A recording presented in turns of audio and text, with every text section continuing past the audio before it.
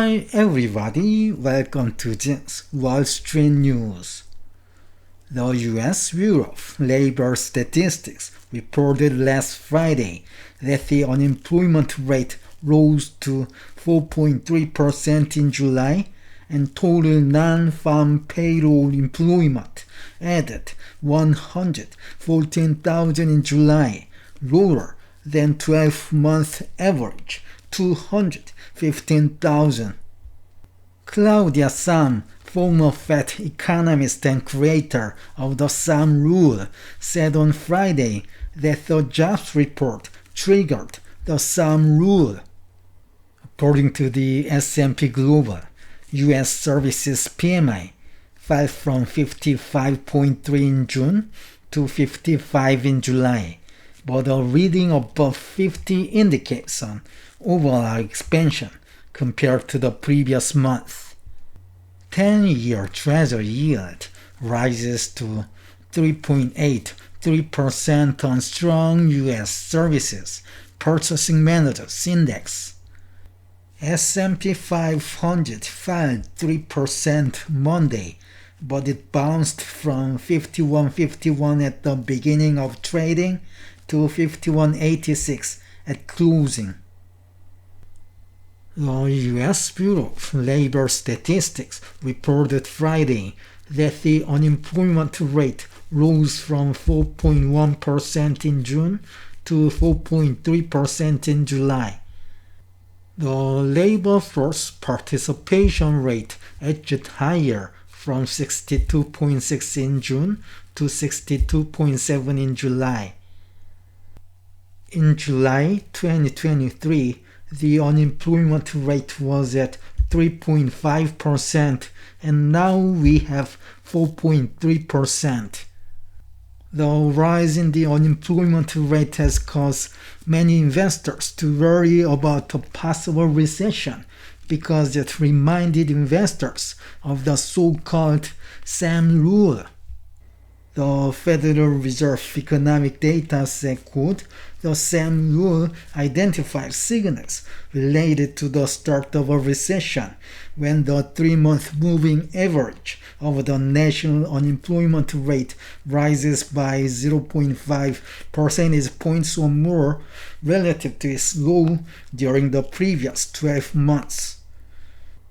In response to the unemployment rate, Claudia Sahm, who created Sahm Rule, said, quote, "It triggered that puts it up over its a half a percentage point threshold." Noting that comes off of historical experience, that doesn't necessarily tell us where we are right at this moment saying a recession.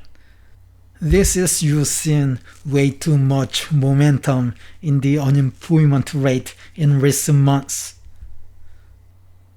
According to the establishment survey data, U.S. employers added 114,000 jobs in July, much lower than forecasts of 175,000.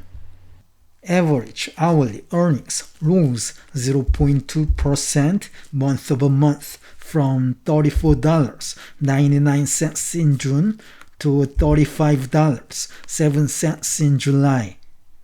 On a yearly basis, average hourly earnings increased 3.6%. In July 2021, the non-farm payroll employment grew by 939,000, but it rose by just 114,000 in July 2024. As Claudia Sahm mentioned, we can see, quote, "a substantial weakening in the labor market," end quote.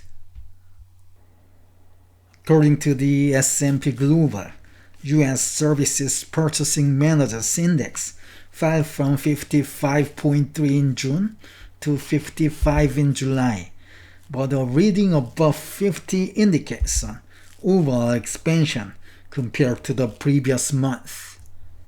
The S&P Global said, quote, "The U.S. service sector began the second half of the year as it ended the first, seeing a marked expansion of business activity in July on the back of a rise in new orders.